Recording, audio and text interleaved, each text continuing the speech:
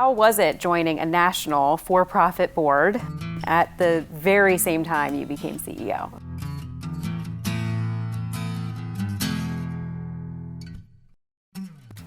I'd like to welcome our listeners to the Boulos Beat podcast. I'm Claire Richardson, guest hosting for Greg Boulos. The Boulos Company is Northern New England's largest commercial real estate services firm with offices in Portland, Maine, as well as Manchester and Portsmouth, New Hampshire. We've been selling and leasing real estate in Maine and New Hampshire since 1975. This podcast is designed to provide insight into Maine's business movers and shakers. And speaking of business leaders, I'd like to welcome Rebecca Hatfield to the Boulos Beat. Avesta Housing is the largest nonprofit affordable housing provider in Northern New England. Its mission is to improve lives and strengthen communities by promoting and providing quality, affordable homes for people in need. It operates more than 100 properties in 40 municipalities in Maine and New Hampshire that provide homes for almost 5,000 people. Rebecca was a senior vice president at Citigroup, working in various roles within the commercial and corporate banks.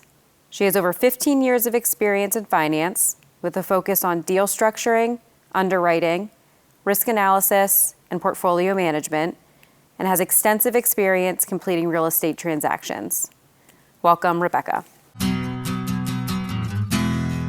Rebecca, it's really exciting to have you here on the Boulos Beat. I'm so excited to be interviewing you and giving you a platform to share who you are as a person and professionally what your plans are with Avesta moving forward.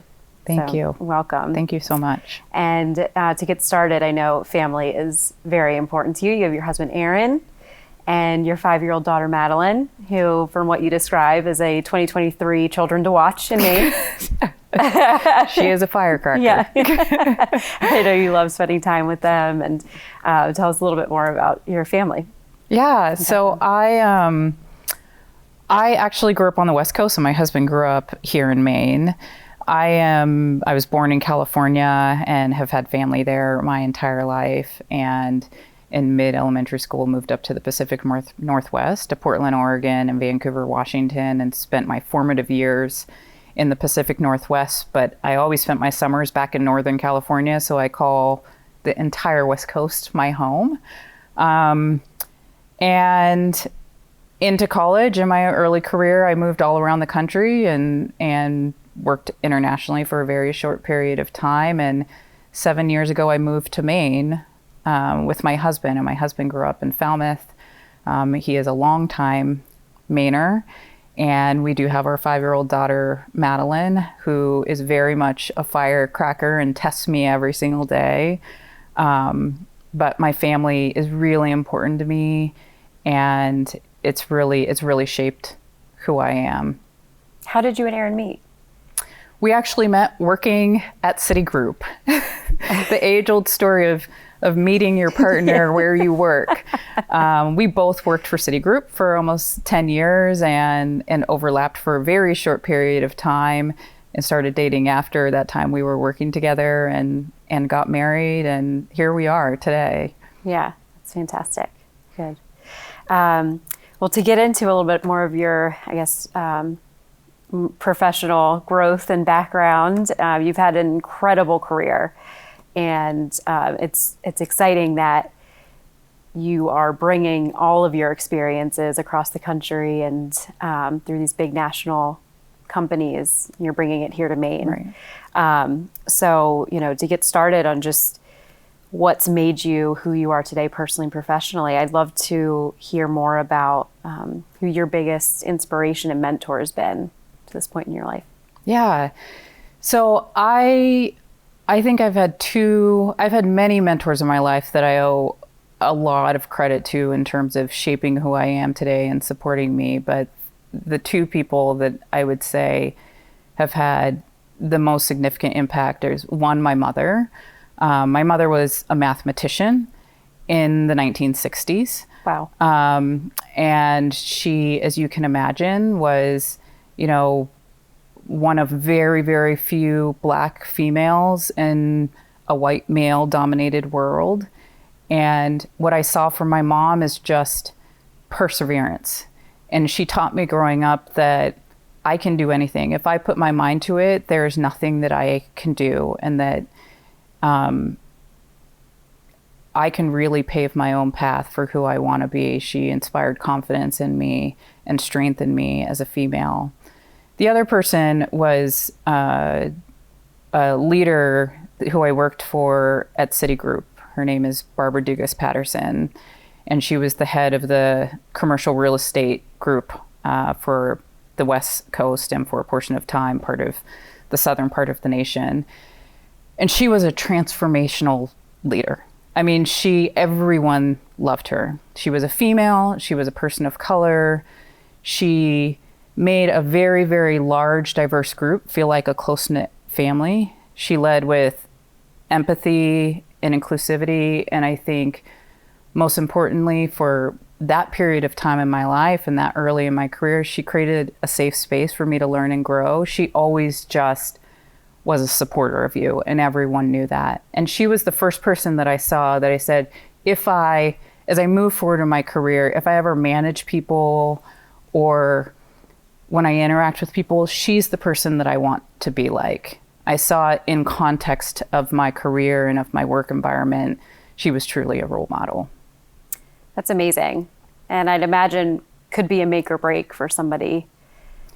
Yeah, it's funny. I just spoke to her last weekend before we recorded this, and I was telling her I often think she was the difference between me ending up where I am today and me ending up somewhere else. I mean, when I have tough times in my life or in my career, I reflect back to two people, which is what would my mom say, and what would Barbara do?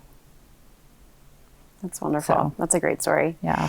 And I know also I was curious, if you ever had a first big break. It sounds like Barbara really believed in you and was a great mentor and inspiration for you. Was there anybody else in your career that, gave you that opportunity? Yeah, big breaks are always hard. Like what is a big break really? But or a small opening. I would say that there were a couple of instances in my career where somebody stepped in and gave me an opportunity that I wouldn't have otherwise had. They saw something in me that I didn't see. And one moment that comes to mind is I was working at Citigroup, and one of our managing directors there, her name is Roseanne Olson, she approached me about working for the chief risk officer as a part of a very, very small global team for a year. And you basically, travel around the globe and do these very strategic assignments. And it's a growth opportunity, and it gives you a lot of exposure and a lot of visibility. And it's something that typically people apply for, but she actually approached me about it. And I felt like that was one year in my career that changed my life in terms of forcing me to grow, to be a better person, a better leader, and just more business savvy. And she gave me that opportunity. I mean, she came to me and said, I think you should do that. And I said, okay, this sounds interesting. But when I look back, it's one of the most impactful opportunities that I had. Yeah. I wonder if you look back and you think, what if I hadn't taken that opportunity? Yeah. I mean, I've definitely thought about that. It was a year that tested who I am, that was constantly putting me outside of my comfort zone. Mm-hmm. And I think had I not done it, it wouldn't have given me some of the strength that I have to kind of operate in a world where sometimes it is outside of your comfort zone. Mm-hmm. Absolutely. So you are a woman of color, and that's who you are, and that is your personal story. You've had, like I said earlier, an incredible career, and that career's taken place in a predominantly non-diverse male environment. Yeah. So what was your experience like under those, in that circumstance, and how do you feel it's helped you grow as a leader, personally, professionally? Yeah, I mean, I honestly think it is absolutely shaped who I am today. I mean, it shapes how I show up every day. It makes me sensitive and empathetic to the people around me. I am used to being in the room where I am the only one, even today. And what I found early in my career is that, you know, I've worked and lived many places. So I have lived in very, very diverse environments, and I've lived in environments that are not diverse at all. And it never really fazed me. I think for me, I was always focused on what my mom taught me, which is it doesn't matter what's going on around you, you can do this. It doesn't matter who's sitting at the table, you belong at the table. And so as a leader, I always come from the place of, I want everyone to have a seat at the table. I think an inclusive and diverse environment is critical to bringing change, to bringing thoughtfulness, to bringing creativity. And even today, I mean, as I moved forward in my career, which I realized more often than not, I was sitting in a room and I was the only woman or I was the only person of color. And I've gone to conferences. I mean, in my last few years, I've gone to conferences where I am the only person of color in hundreds of people. But it inspires me to bring change. It inspires me to open the doors for others. It doesn't seem as something that, you know, I have learned and perseveres through, but if I can pass that on and open the doors for others so that they can have a different experience, that's what's important to me as I move forward. Mm-hmm. Yeah. And it's amazing that to have you here in Maine, which is, I believe, is the least diverse state in the country. And did that, you know, your personal experiences, has that what really motivated you to get into Avesta, into the nonprofit sector and world? And, you know, maybe not specifically Avesta, but I know we discussed when you moved here, you had a passion or a draw to do something that was more mission-based. Yeah. And would you say that that's been, you know, was a huge factor in that? Yeah, yes. I mean, when I moved here, I was really I was ready to explore a different type of opportunity. And if that meant leaving financial services, that was fine with me. I had a very open mind when I moved to Maine, and I didn't know the landscape that well. So I took a broad stroke search across the board. But I did know that no matter whether I went to a nonprofit or a for-profit, I did want to go to a place with a mission and values perspective that was a place of purpose and a place where I could use the skills that I had learned over time to give back to society in one way or another. So that did certainly attract me to Avesta. And I think it's been exciting to move to Maine in a time of change, right? I've lived in markets that have, you know, like New York and San Francisco and big cities. And sometimes you feel like you're a very small person trying to make an impact in a very large pool. Yep. And coming to Maine, what I think is amazing about it is that its future is so great. And here you can see your impact. And it is a very large state. But we have the space to grow and flourish. And I feel like I came at a time that I can be a part of that. And that's what I wanted.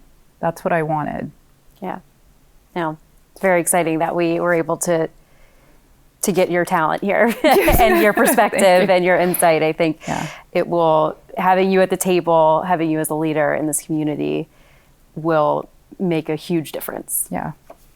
So about that transition from New York City, big Citigroup, you know, for-profit national company or international company to Portland, Maine, where you focus more on the mission-based nonprofit organization. What was that transition like for you on a personal level and on a professional level?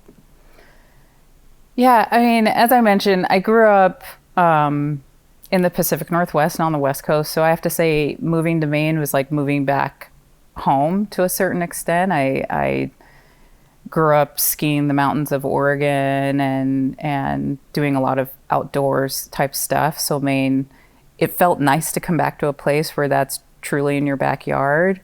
As I said, my husband grew up here, and so, you know, he had a network of friends, and I have to say the people here were very welcoming, and I loved it. I also love the work-life balance that you can have here. You know, I talk to a lot of my friends who live across the country, and I brag that I have a 15-minute door-to-door commute. And so enviable. We can all be happy about that. From a professional perspective, it was a huge change. I mean, I went from a global top 3 bank to a smaller nonprofit that was also growing very rapidly, but, you know, had a very different culture, had a very different approach, was very people focused, and it was a positive transition for me. Although it was very different, it was like exactly what I needed at the time. Yeah. And honestly, who I am and how I work is no different. Whether I was at Citigroup or I was at Avesta, the way I approach my work is exactly the same. I do come from a place of values and purpose and humanity.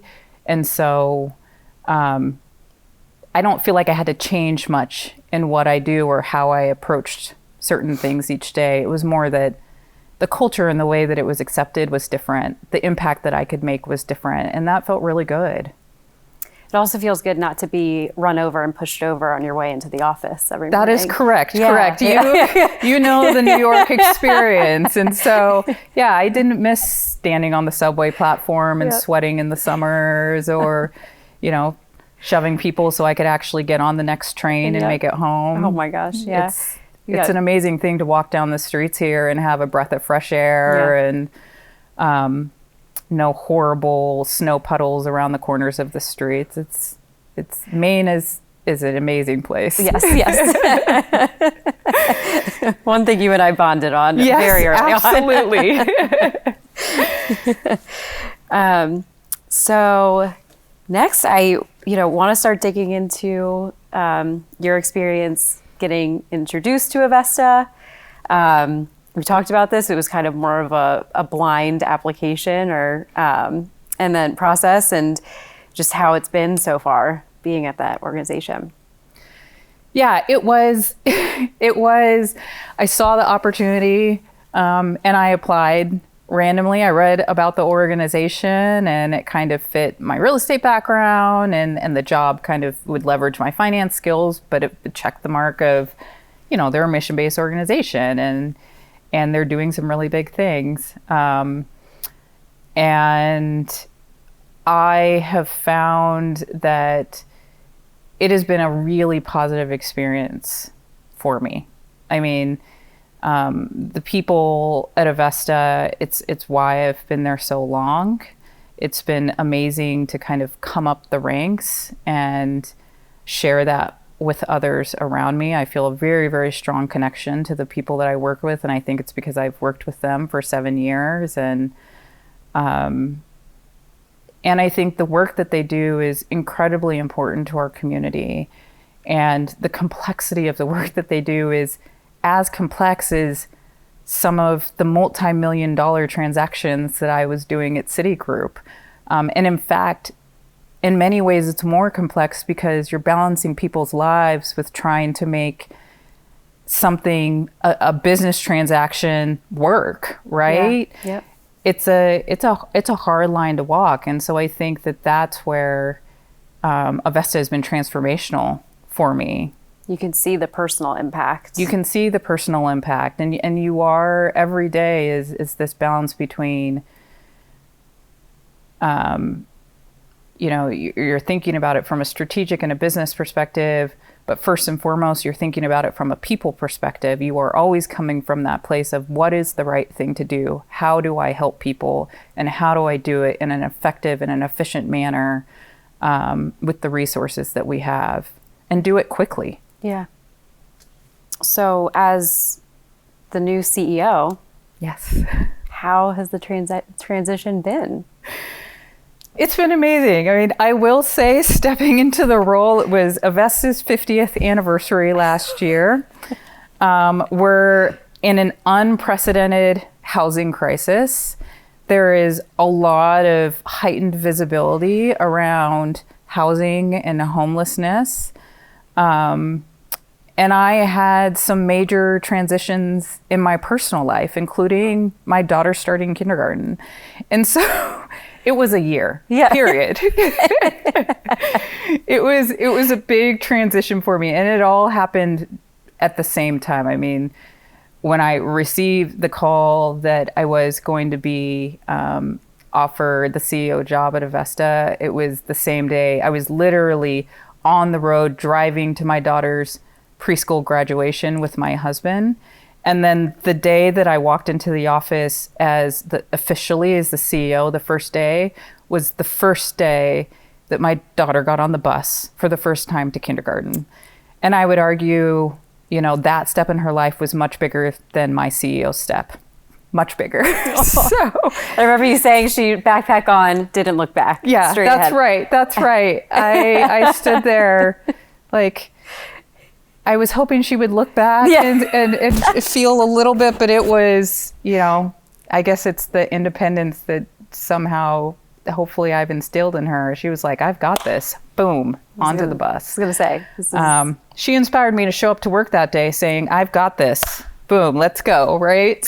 A bittersweet start to the morning, but hopefully it's been an amazing transition. It really has. It's been a lot to take in over the last 5 months. And the one other thing that I would say is, I inherited a very healthy organization, a strong organization. The staff and the leadership team is amazing, and they have really rallied around this transition. They've been incredibly supportive as we've, kind of redefined ourselves with a transition in leadership. And I'm thankful for that. That makes all the difference when you're stepping into a big role. Absolutely. Yeah. One detail you left out of the transition, you're, getting the call that you're CEO, you're going, your daughter's starting kindergarten. You were also asked to join the National For-Profit Board for Camden National. Yes. At that same stretch of time. How was it joining a national for-profit board at the very same time you became CEO of Avesta? Yeah, so I would say we just talked about how I stepped into a CEO role in the middle of a housing crisis and in the midst of our 50th year at Avesta. And so also joining the Camden National Board was just another amazing opportunity that, was a lot to take on at one time, at the same time that my daughter started in kindergarten. I do have a knack for doing a lot of things at once. And in fact, I have many moments in my life where it feels like, what people would do over 10 years, I decided to do in 1 month or actually came to me in 1 month. And so I was just like, okay, I'm going to do it. But it's been, it's only added to my journey over the last 6 months, and I'm so grateful for it. And it's a little bit of a yin to my yang. I mean, it really helps me. I have this kind of unique nonprofit and for-profit career that I've been in, and this is another way that I can continue to kind of bridge the two worlds and show that how they can work together. And I am curious to hear about the conversation around you joining the board, because you made it very clear to them everything you'd be taking on at that time, personally, professionally. So you hit absolutely nothing, and they still sat there and said, "We'll work with it. Yeah, we want you. We want your voice at the table." Yeah. How did that feel? Yes. Honestly, it felt great. And I would have to say they were proactive in the communication. I mean, They recognized that I was taking on a very big role, and they were asking me to join the board at a time that I was going to be going through a lot of transition and have a lot coming at me. And they also knew that I have a family, and that was really important to me, and that I had a daughter who was starting kindergarten, and I want to be home for her, and I want to find balance. And they were welcoming. I mean, that was I think the environment that they're trying to create, or the environment that they would like to create. And I think from a board perspective, they recognize, and we all recognize, you want people in your community, the people that you recruit to your board and in your community may have a lot of things going on, but you're willing to work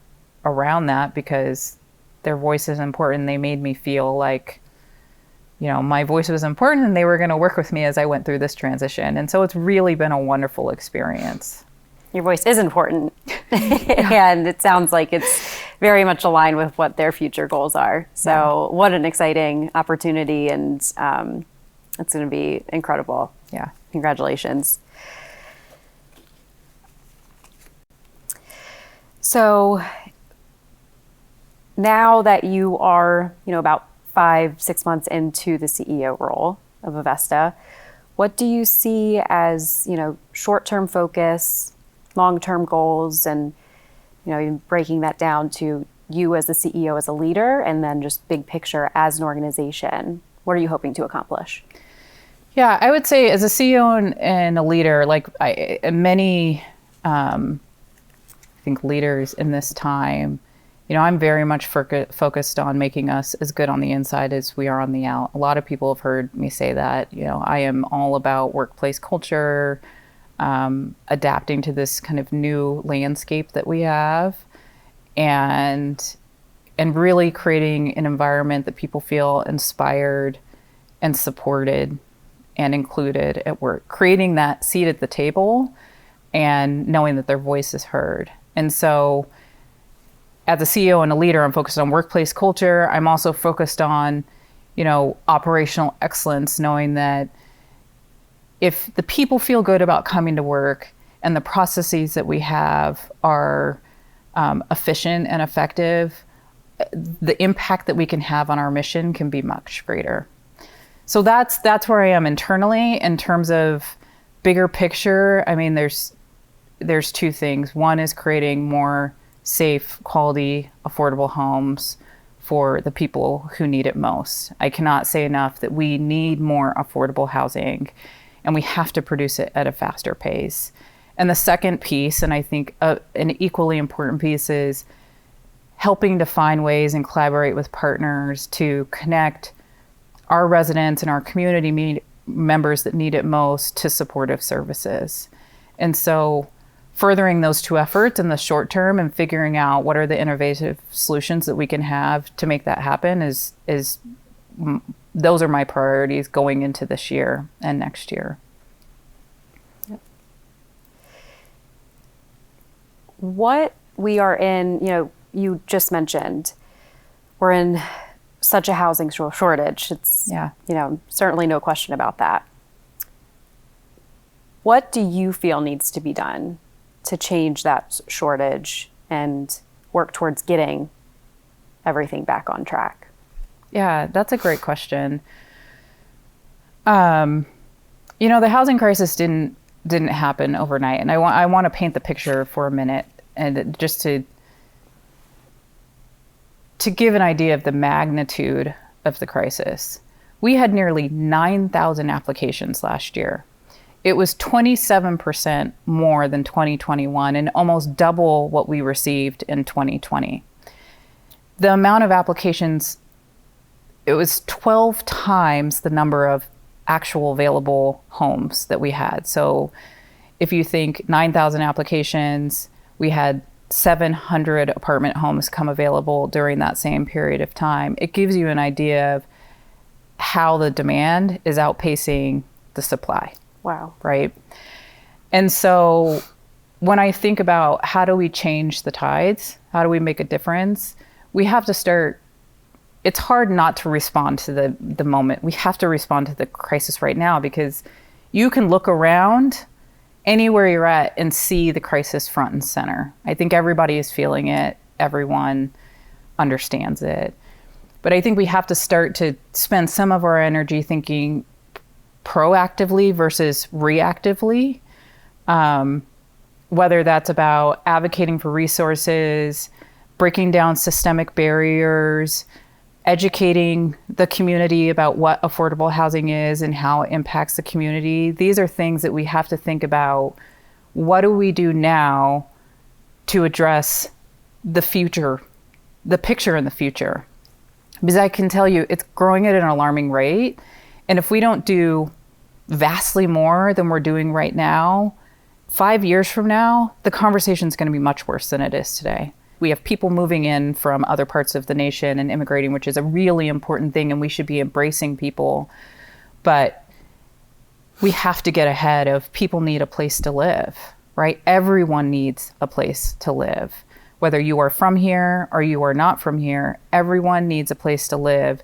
And if they have that place to live, our community is going to flourish. It is the daycare workers, the teachers, the healthcare workers, the grocery store workers. They are the core of our fabric of our community.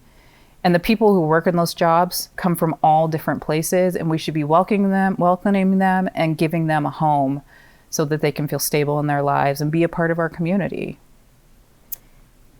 And it, part of the solution, I think, is the underlying tone of what we've discussed already today, which is the idea of inclusion and collaboration and, yes, and getting the right voices to the table. Yes. It's really important to have everybody's voice at the table. I think I'm very much a collaborator at heart. I don't think that there is any silver bullet. I don't think that we can do it on our own. I think the way that we get ahead of this crisis is that we start putting our individual agendas aside, and we start thinking about the solutions of how we can all come together to have a bigger impact. This is the moment to look inside and say, what can I do as a part of this bigger effort to make a difference? And it's not going to be one effort. It's going to be a lot of efforts that look a little bit different, that may be innovative, in order to address, the spectrum of housing that we need and to support the population that needs housing. On a state level, what are you seeing being accomplished that will, hopefully help with the housing needs? Yeah, I am very excited about what's happening at the state level. Governor Mills has made it clear that housing is a priority for her, and I think that's incredibly important given the environment that we're in, and the housing crisis is certainly not going to get easier anytime soon. Some of the stuff that's recently happened, like the passage of LD 2003 around zoning reform, which is really key in removing some of the barriers to create affordable housing. Also, her announcement of her proposed budget, which included a $30 million appropriation for housing, is really going to be impactful in our ability to develop new housing across the state, new affordable housing across the state. At the same time, hearing that the legislature passed the $21 million that's going to go towards emergency housing relief, again, that's a statement that helping people preserve and maintain their housing and have housing stability is important. And then more generally, I've seen a lot of momentum around policy reform, creation of committees and coalitions, different types of funding mechanisms, and other players who haven't come to the table in the past being willing to come to the table and say, I'm willing to help fund or bring resources to the table. And that's exciting. I mean, we need to do more. We need more. But this is a pretty unique time in that there is visibility around it. People are starting to recognize the crisis, and our local and state elected officials are coming to the table to have the conversation. And I hope that continues. Yeah, great. What can we be on the lookout for from Avesta for the coming year or 2 years ahead in terms of units that you're able to develop and where you're developing them? Yeah, so we are, our pipeline is growing. We're incredibly active. We have nearly 800 units in the pipeline, and we're developing in various places throughout Maine. So Freiburg, Gorham, Portland, South Portland, Kennebunk, Farmington, and we're hoping to look and do more. The other thing that we're always focused on, that we are particularly focused on right now, is, as I said, enhancing services for our residents. So collaborating with partners to bring other services to the table to help people achieve housing stability. So whether we're addressing food insecurity, legal services,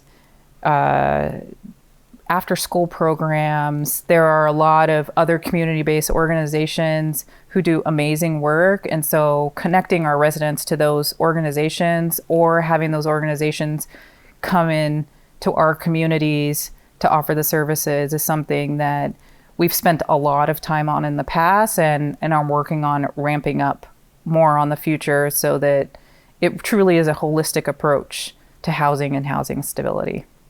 That's great to know, and hear how other ways that we can help and be supportive of your efforts. Yes. For sure. Thank you. Excellent.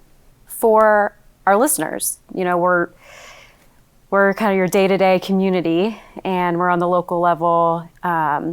What would you say we can be doing to help with your efforts? Yeah. So first and foremost, I would love people to come to the table.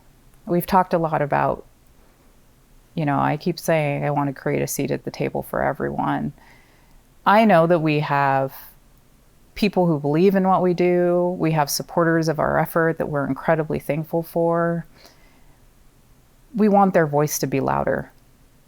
When I show up to a city council meeting, and the comments from the public are only from the NIMBYs and not from the YIMBYs, the yes in my backyard, it's hard. And so for those of you who are living in our community, many people understand the crisis that we're in. Many people believe in it. I would ask that they come together and they come to the table and use their voice and start using that voice to create action. And that is make time to come to the council meetings or to come to the various events of which we're talking to this, and show support for it. And also, if you can, bring resources to the table. I mean, we have to, in this world, in order to create housing and to provide the services for the people who need it most, we do need resources to do that. And there are many companies and people and organizations and community members that can all come together to create those resources. So to close out the discussion, I want to open the floor and allow you to clarify, misconceptions that might be out there on the affordable housing industry, and or Avesta as an organization, and just clarify that for our listeners. Yeah, I would argue, one of the biggest things is who lives in our housing. I sat here and I said, it's the teachers, it's the daycare workers, it's the grocery store worker or the firefighter. It may be your mom, your sister, your dad. They all live in our housing. I think that the people who live in our housing look a certain way or feel a certain way. I really want to break down that idea. That's not the case. This is housing accessibility is for everyone. And I think people would be surprised how closely it touches them personally if they just think about it. And I think the other misconception that I always am working to break down is that housing is a spectrum. And so there is, as I said, there's no one silver bullet, but you need multiple types of solution. You can't just put one solution down and think it's going to serve everyone. You have housing that has 24/7 supportive services, and that's one type of housing. You have independent housing. You have home ownership, single family homes that looks a little bit different. And all of these solutions are important, and all of them are helping to serve the varying needs of the people that are out there.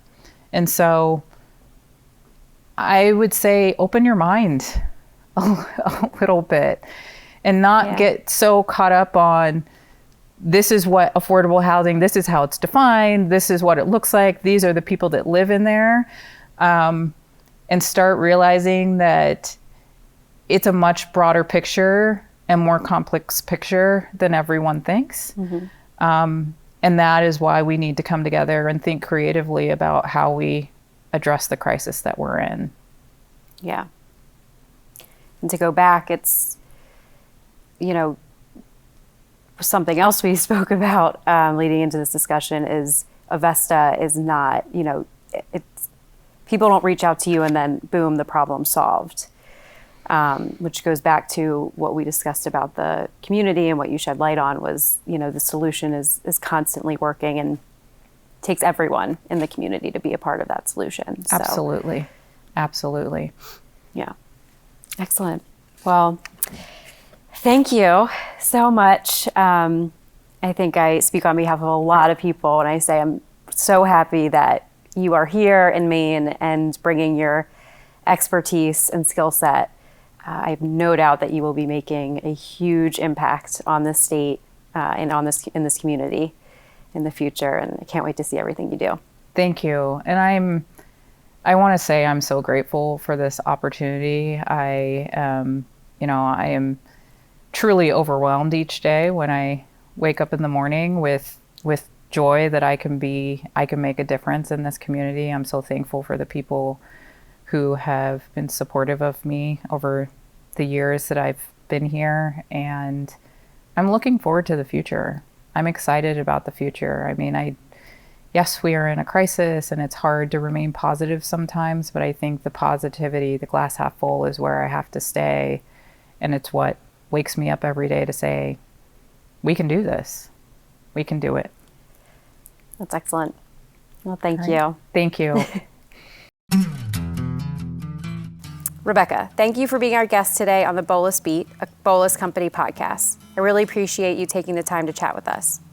You can learn more about Rebecca and Avesta at www.avestahousing.org, on Facebook and LinkedIn at Avesta Housing, and on Twitter at Avesta Housing. And if you'd like to learn more about the Boulos Company, be sure to visit us at www.boulos.com. You can also find us at the Boulos Company on Facebook and LinkedIn, and at the Boulos Co. on Instagram and Twitter.